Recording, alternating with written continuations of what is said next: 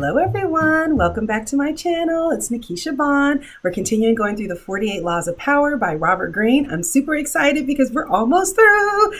Anyways, if you're new here, welcome. So excited you decided to join us. And if you're coming back, welcome back. It's good to see you. I know you're here to get your power and I'm here to give it to you. So that's why we've been going law by law by law until we get to number 42. Strike the shepherd and the sheep will scatter. I don't know if we can get anything positive, but we're going to try. The trouble can often be traced to a single strong individual, the stirrer, the arrogant underling, the prisoner of goodwill. If you allow such people room to operate, others will succumb to their influence. Do not wait for the troubles they cause to multiply. Do not try to negotiate with them. They are irredeemable. Neutralize their influence by isolating or banishing them. Strike at the source of the trouble and the sheep will scatter. So as you guys know, we're on page 359 and the book is going through all these different examples of how you want to find someone who's causing trouble or trying to take your power away, take them away from where they have their power source and really just isolate them. So like I said, I don't know if there's anything positive, but at least we can spot the signs when people are trying to do this to us. Shall we? Let's get into some keys to power.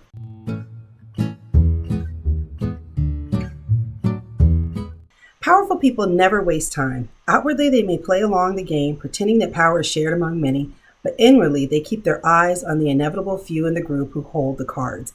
So you want to make sure that you know who's after you. I know we don't like to operate like that, but you do have to be aware. I'm not saying you have to do anything about it. You just want to make sure that you're aware so that when these people are coming around, you want to just start to question even more than you would normally question, just because they're a person who looks like they're trying to take your power. Okay, let's keep going.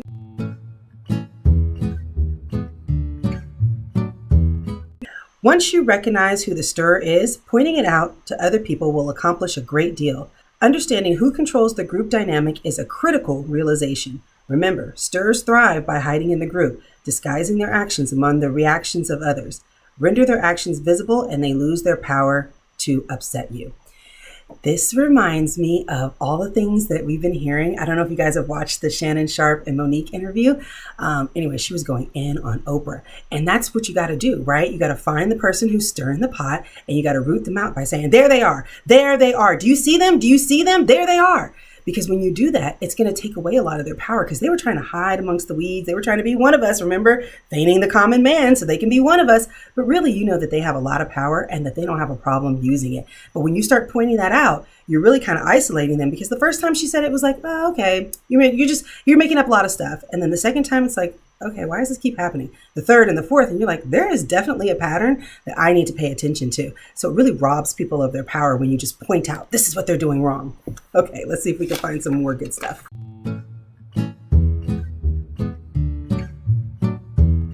When trying to seduce people, it is often wise to isolate them from their usual social context, steering them into new environments in which they are no longer comfortable.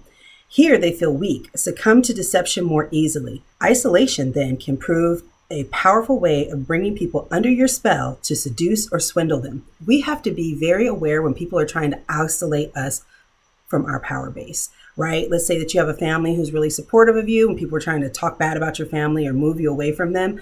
That is definitely a red flag. Now, I'm not saying that your family doesn't deserve to be, iced out, because maybe they do. I don't know you like that. But what I'm saying is that you should be aware when people are trying to do that. If you decide to do that because of your own experiences with your family, that's your choice. But when other people are trying to make you do that, you need to say, are they trying to isolate me and why? What do they want from this isolation? Because once they get you away from your power base and they put you in a new environment, you're going to be relying on them because they're the only known person that you know. That puts you in a very weakened position and puts them in a super powerful position. So just be aware if people are really trying to isolate you. Okay. And I guess if you want to isolate other people, that's what you can do. It's your business. It's your business. I'm not getting in your business like that. Let's keep going.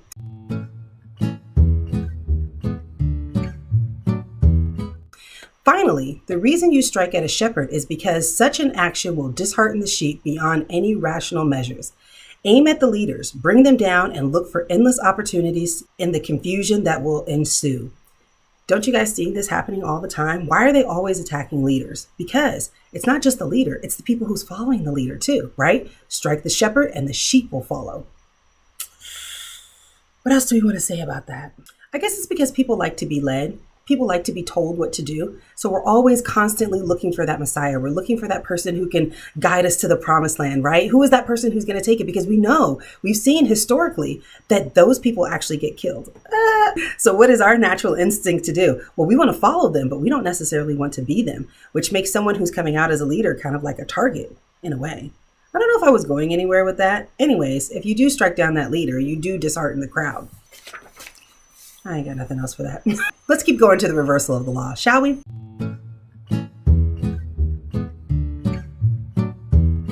If you act to isolate your enemy, make sure that he lacks the means to repay the favor. And so you might often find it better to keep people on your side where they can be watched than risk creating an angry enemy. So you just have to make sure that if you are trying to ice somebody out, that they can't come back out and do twice as much to you. Because you guys have to understand, some people are super, super petty, and they will make it a mission to make your life a living hell. They really will. That's why I say you have to be careful with the game of power, right? You want to make sure that you're aware of the game, but you got to be very judicious on how you use it, because you just don't know who you might be attacking. You might be isolating them, and they could be gathering up a whole nother group that you weren't aware of. Look at Trump. He's a perfect example. Right? They're trying to ice him out. Look, he comes back bigger and badder than ever, taking more people with him. I'm just saying. Anyways, let's get into my final thoughts, shall we?